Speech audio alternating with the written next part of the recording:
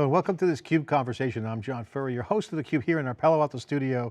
We got a great conversation with the CEO of Lacework, David Hatfield, who's on the CUBE remote. David, great to see you. You guys are a security platform at Lacework. You're at the helm as CEO. Welcome to the CUBE conversation.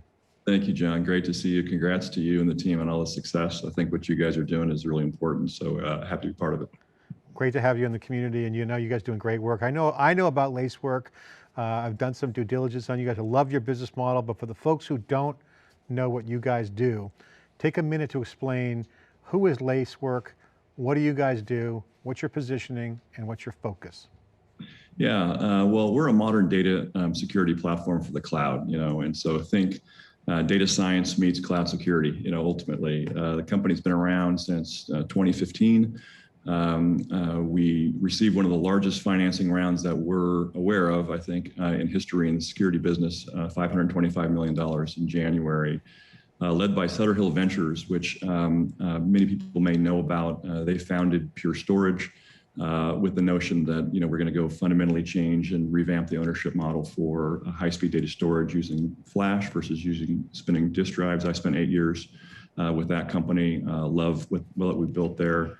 Mike Spicer and Sutter invested in a company called Snowflake Computing. I think everybody's aware of what Snowflake does, which is bringing data warehousing into the cloud. And the third big investment that Sutter Hill made is really to help disrupt security, and that's in Lacework. So north of $1 billion valuation, 300% year-over-year growth, and have a ton of momentum. So at the core of what we do,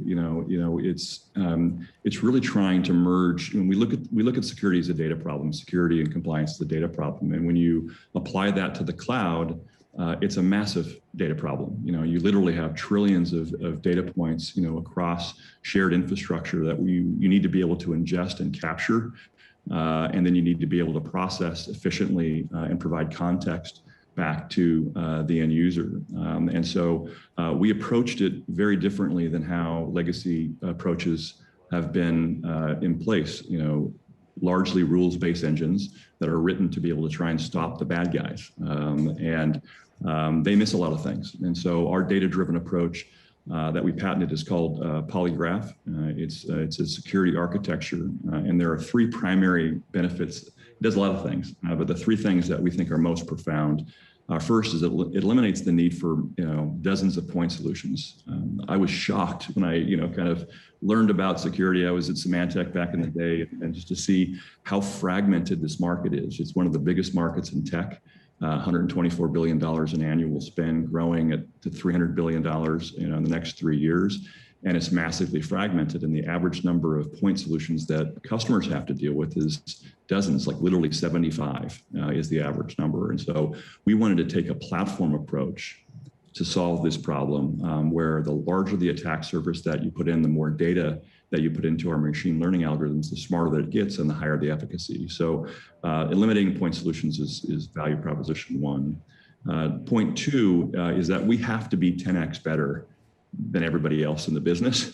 Otherwise, emerging companies don't get a breakout and become long enduring companies. And so there's a number of different dimensions. The first dimension that I think is probably the most important is efficacy. In anomaly detection or in threat detection, where you're trying to identify what risks we have in the business, it's generally a very noisy activity. And so rules-based approaches on average will produce 100 alerts to R1 or 2. So the signal to noise ratio, is a massive 100x, but call it 10x reduction. And so we're actually delivering the needle versus the haystack for security administrators and developers to actually solve the problem. So it's 10x higher efficacy. It's 10x faster to be able to resolve the problems. And obviously the ROI is a no-brainer because you're eliminating all these point solutions and having to manage it.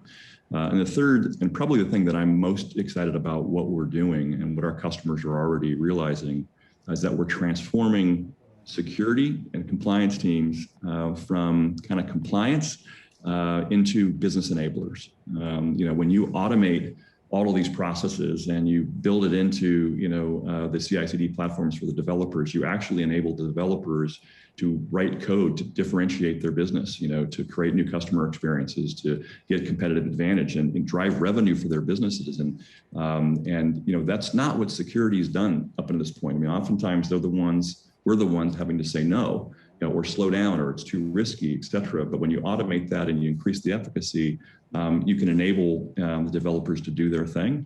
And it allows the CISOs and allows the security professionals to up-level their responsibility into selling and driving revenue. And that is increasingly going to become more and more important for supply chains and partners of these cloud native businesses, of how secure am I working with you, et cetera. And so we think that transformation of the role of security is going to be as meaningful as the technology that we're providing to the business. So we're super excited about it. I could tell you have so much going on. The investment team, Sutter Hill you mentioned, big time players, huge success tracker. Just saw them written up in the Wall Street Journal as one of the best venture capital firms and returns. Just the bets are all coming home. But their bet strategy is simple: disrupt in the market that's growing and changing. Pure Storage, you mentioned, a company you worked for, people were saying, they'll never escape velocity. They disrupted an existing boring storage market, changed the game there. Security, ripe for change. A lot of tools. A lot of people have buying tools off the shelf, and everyone fighting for the platform. That seems to be the conversation. So I have to ask you, you guys want to be that platform. You are that platform. What's different in this platform war? Everyone's trying to be a security platform. What makes you different? Yeah, so I think the platform wars, are clearly, upon us. I think what's different about our approach is that we were built on the cloud, for the cloud. So we're a cloud native business that runs our business on AWS, and everything that we do, we don't have hardware, we don't own data centers, we don't have any of the legacy elements that are there. We use software run on the cloud to enable this. So that's point number one. Point number two is we did the hard work of mapping the data elements that are out there and ingesting them and then have this polygraph, behavioral anomaly detection, that can be applied to, today it's being applied to vulnerability and discovery management and containers and Kubernetes. But over time, we believe it extends very naturally to a larger part of the attack surface. So we don't have to rewrite the data engine to develop solutions across broader attack surfaces. We already have that, so I think our time to develop and innovate will be profound. And I think the third thing that we're seeing companies do, and largely the legacy bigger companies, is that they're just acquiring their way there. And it's very, very difficult to acquire 8 to 10 to 20 to 30 companies, 30 different CTOs, 30 different code bases, and try and integrate them to provide a delightful customer experience. And the parallels, in the storage business are pretty similar, actually. Dell bought EMC bought 100 companies, and we went after a platform approach to be able to go attack them with a unified file system and a unified customer experience that was native for the media that we were working with. We're doing the same playbook here, which is you have to have the hard work of the foundation elements in place to be cloud native, to deliver great outcomes, great efficacy, and a really great customer experience. So when we get head to head with any of these point companies that are out and trying to solve something for containers or Kubernetes or just vulnerability discovery and management, et cetera, or we're competing with the legacy companies that have a hodgepodge of acquisitions that they're trying to pull together, we win north of 95% of the time. Our POC win rates are phenomenal, better than anything I've ever seen. We had some pretty good ones up here too. And the product and the experience and the efficacy kind of stand on their own once we're in those fights. So part of why we enjoy working with AWS and are really focused on building the partnership together is that it creates awareness of what could be and what possibilities, and all we want is a shot. And our approach is such that you can be up and running in minutes, and every single one of our customers does a POC. So we'll stand behind our technology as our real differentiator compared to anybody else that's out there. Great, you guys had great traction going on with the company. Certainly saw the investment news that you mentioned earlier at the top. Why did you come on as CEO, and when did you come on and join the team? And what was the reason? What attracted you to join as the CEO of Lacework? Well, I've been involved in the company since the beginning, actually. I invested in the early rounds, participated on the board, and have always bought into the thesis that that security is fundamentally a data problem. And if we can get the data problem and the data processing right, you can fundamentally change the industry. But you need to have a major inflection, and that inflection is people moving to the cloud. And we all have seen it during the pandemic. Things are accelerating. AWS just did their earnings yesterday. I think they increased their top line guidance from 46 billion to 56 billion this year. I mean, it's a machine that is continuing to move forward. They have 30% market share. Azure's investing at 20%. GCP still investing. People are moving their businesses online aggressively. And as they shift to the cloud, the rules-based approach just doesn't work. It doesn't scale. And so a new approach needs to be done. And so by being cloud native and best of breed, and solving the thorny problem of this data processing problem first, it gives us an opportunity to use that to then extend and build a business, at an enduring level over the next 10 to 20 years. And that's Sutter's model. That's their playbook. They don't invest in 400 companies and kind of spray and pray, which is what most venture funds do. And I love them. They're great. We appreciate the investment in tech. But Sutter's focus is find a really big market, find a catalyst for change. In our case, it's moving to the cloud, and then build a modern approach, that is 10x better in every dimension. And that attracted to me. It's one of the biggest markets in tech, and it's one of the most important things that we can do as a digital business is to ensure that we're secure and we're safe. And the threats are becoming much more skilled, much more deliberate, much better funded. And so the importance for us to ensure that company security posture is really tight is increasingly critical. So the combination of those factors, and then as I dove back into it and talked to a bunch of customers and talked to partners and seeing the outcomes and the enthusiasm that they had, and the team is phenomenal. And so talking to them, and I just kind of got energized by the opportunity to go build a really important company that really delivers great outcomes. So I'm having a ball. Great to be back into it. Yeah, it's great to have leadership that has experience that you have and go to the next level, because this is classic next level when you talk about Amazon's earnings and cloud scale and hybrid and edge right around the corner at scale as well. So you're starting to see that transformation really hit the tipping point, which is changing the landscape on the developer side, which I think is super valuable. And I think you hit that. You mentioned core problem. You guys look at that through the lens of data problem. How does this trend of everything going hybrid and soon to be, edge, core to edge, impact your business? Is it a tailwind? How do you see you capturing that next level of scale from a business perspective for Lacework?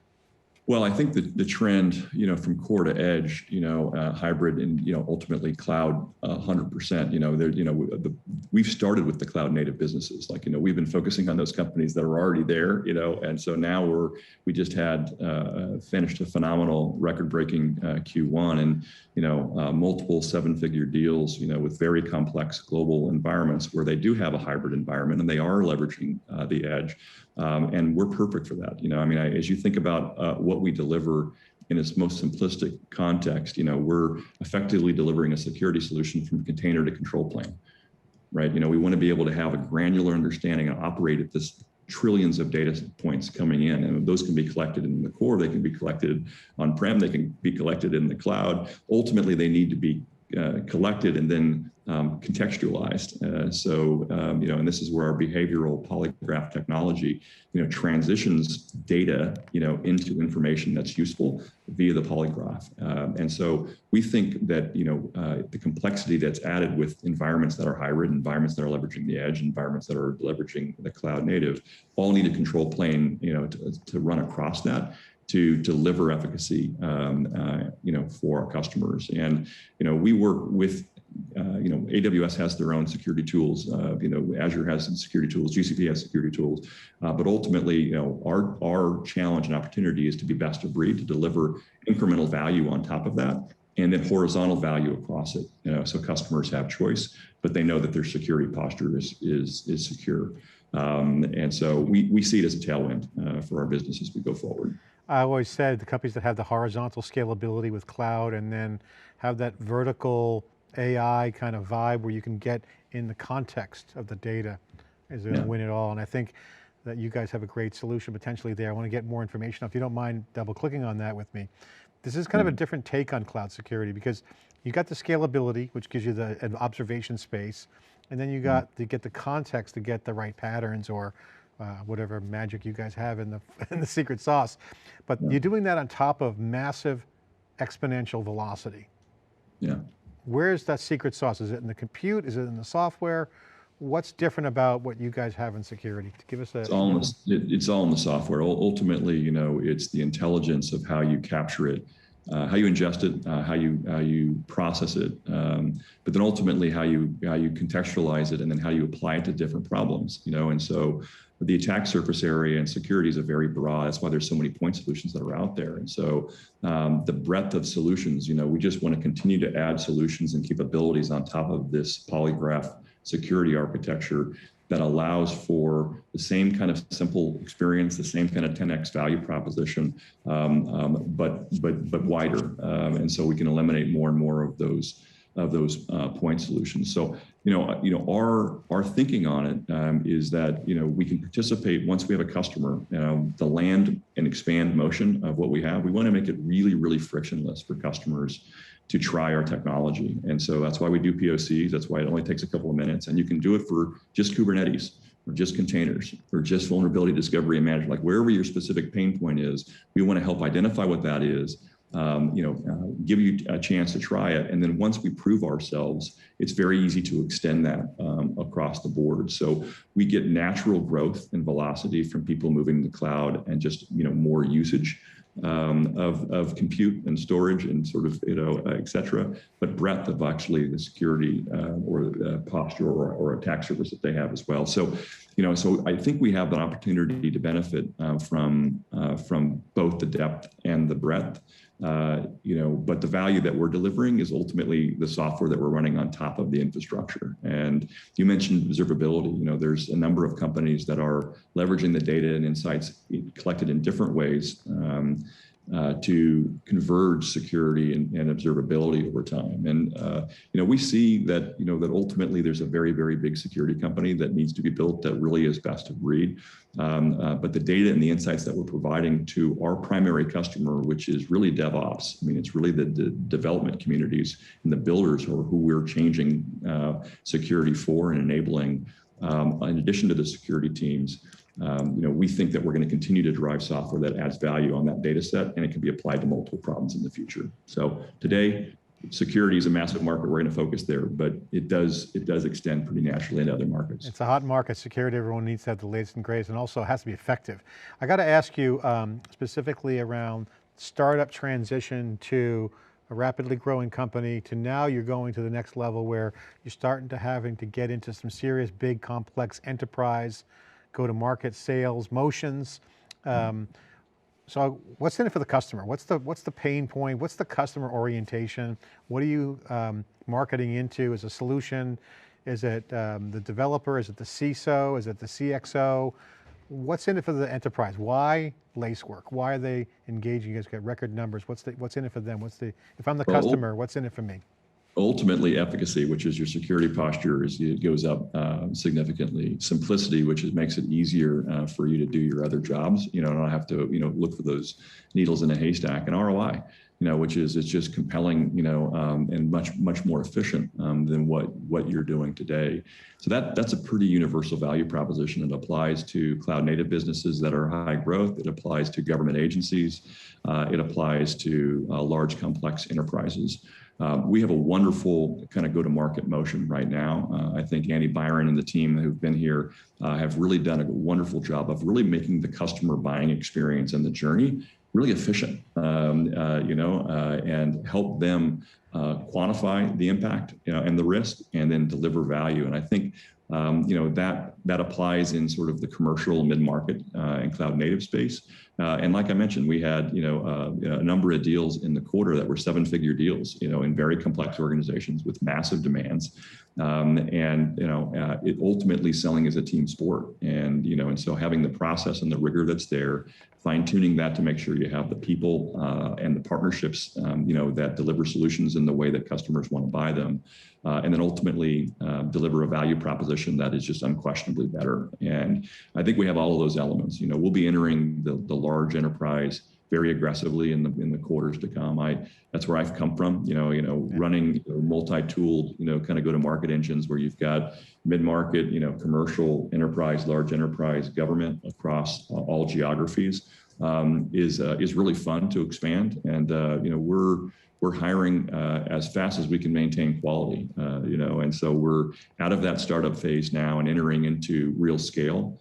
I think that, in the AWS marketplace, I think we're the #1 startup vendor.